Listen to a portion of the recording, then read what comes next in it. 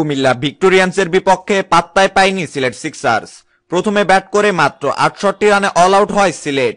জবাবে ২ উইকেট হারিয়ে সেই লক্ষ্য পূরণ করে কুমিল্লা। তবে ম্যাচ শেষে এক পেশ জয়ের চেয়েও বেশি আলোচনা হয় তামিম ইকবাল ও ডেভিড ওয়ার্নারের স্নায়ু যুদ্ধ নিয়ে। কুমিল্লা ব্যাটিং ইনিংসের ভূমিকাতেই ফেরেন এনামুল হক বিজয়। সেই রেস না কাটতেই তামিম ইকবালকে আউট দিয়ে দেন আম্পায়ার। পরে রিভিউ চান ড্যাশিং ওপেনার।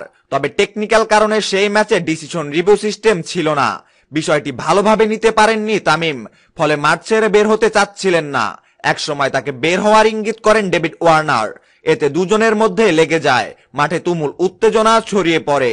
অবশ্য তামিম ও ওয়ার্নারের কথার লড়াই বেশিক্ষণ স্থায়ী ছিল না। এক পর্যায়ে নিয়তিকে মেনে নিয়ে সাজঘরের পথে হাঁটেন তামিম। তিনি মাঠ ছেড়ে আসার পর আম্পায়ারের সঙ্গে কথা বলেন ওয়ার্নার।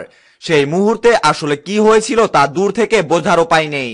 তাই ম্যাচ উত্তর সংবাদ সম্মেলনে সরাসরি তামিমকে প্রশ্ন ছুড়ে দেওয়া হয়।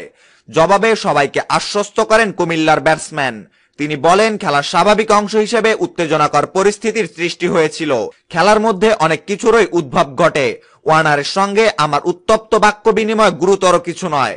ওয়ার্নারের সঙ্গে তামিমের কথার লড়াই এবারই প্রথম নয়। এর আগে বাংলাদেশ অস্ট্রেলিয়ার টেস্ট ম্যাচে দুজনের মধ্যে তুমুল বাকবিতণ্ডার হয়েছিল। কালকে অবশ্য তামিম ইকবাল মাঠ ছাড়ার পর এ নিয়ে আর কোনো ঘটনা ঘটেনি। খবরটি সম্পর্কে আপনার মতামত জানিয়ে কমেন্ট বক্সে কমেন্ট করতে ভুলবেন না। ক্রিকেটের নিত্য নতুন সকল সংবাদ সবার আগে পেতে চ্যানেলটি এখনই সাবস্ক্রাইব করুন। ধন্যবাদ।